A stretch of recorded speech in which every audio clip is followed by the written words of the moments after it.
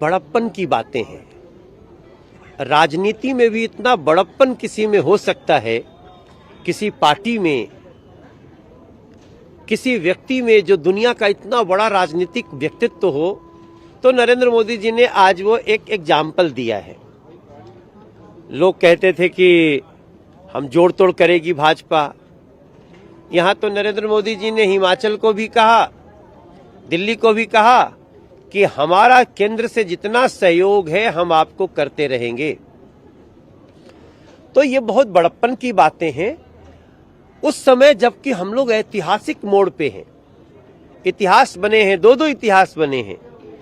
एक पार्टी को सबसे ज्यादा सीट गुजरात में 149 भी रिकॉर्ड टूट गया, 156 हो गया बीजेपी का, कांग्रेस का था। पश्चिम बंगाल में 25 साल का कम्युनिस्ट पार्टी का इतिहास था। यहां उसको भी रिकॉर्ड को तोड़ करके 30 साल की यात्रा पे निकल गई। गुजरात में बीजेपी को ऐसा मौका दिया गुजरात ने।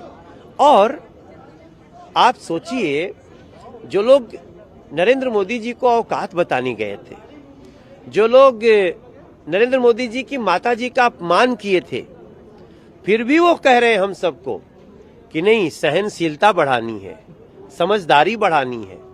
तो मेरा ये मानना है कि भारतीय जनता पार्टी धीरे धीरे देश के प्रत्येक लोगों के मन में ऐसा विश्वास बना लेगी कि जब भी अच्छा कार्य करना होगा, जब भी कोई समाज को नए डेवलपमेंट की आवश्यकता होगी, नई पॉलिसी की आवश्यकता होगी, तो लोग समझ लेंगे कि ये काम बीजेपी कर सकती है। जब भी भारत में कोई चैलेंज होगा तो गुजरात की जीत को लेकर उन्होंने ये भी कहा है कि कहीं ना कहीं बीजेपी पर जनता को भरोसा है।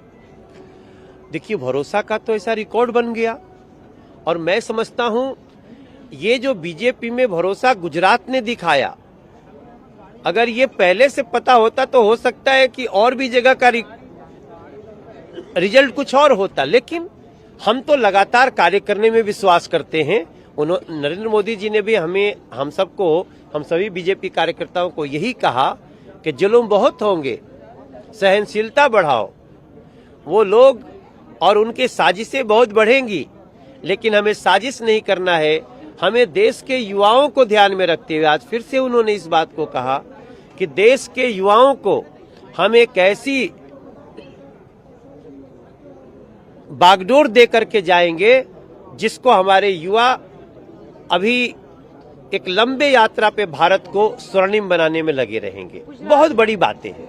गुजरात में 52.5 वोट शेयर आपका बढ़ा है और कांग्रेस का 27.3 ये ड्रॉप आउट हुआ है। अब ये कांग्रेस चिंता करे, ये चिंता हमसे क्यों करवाते हैं आप? हाँ, हमको इस बात की खुशी है कि हमें याद है नरेंद्र मोदी जी और अमित शाह जी जब राष्ट्रीय अध्यक्ष थे, तब हम प्रदेश अध्यक्ष थे दिल्ली के, और एक मीटिंग में नरेंद्र मोदी जी ने कहा था कि हम सबको काम करना चाहिए कि हमें 50% वोट मिलने शुरू हो जाएं। आज उस पर काम किया गया, नीति के साथ, नियत के साथ, मन की सफाई के साथ, और 52 कुछ और % भी गुजरात ने रिकॉर्ड बना दिया। अब ये गुजरात से शुरू हुआ है, अब ये छत्तीसगढ़, ये मध्य प्रदेश, ये राजस्थान, सब जगह बढ़ते जाएगा और 2024 में एक ऐसा ही कमाल दिखाएगा। सोर्सेस कह रहे हैं कि भूपेंद्र पटेल 12 दिसंबर को ओथ लेने वाले हैं दोबारा से मुख्यमंत्री पद की। हाँ, मोबाइल चेक करूंगा, हो सकता है इनविटेशन आया हो तो फिर बता देंगे हम। देखिए, भूपेंद्र जी का जिस प्रकार से आज नरेंद्र मोदी जी ने मंच से नाम लेते हुए सम्मान किया, एक इतना वैश्विक व्यक्ति अपने एक साथी का ऐसे सम्मान करे, ये भी राजनीति में एक बहुत बड़ा पहल है।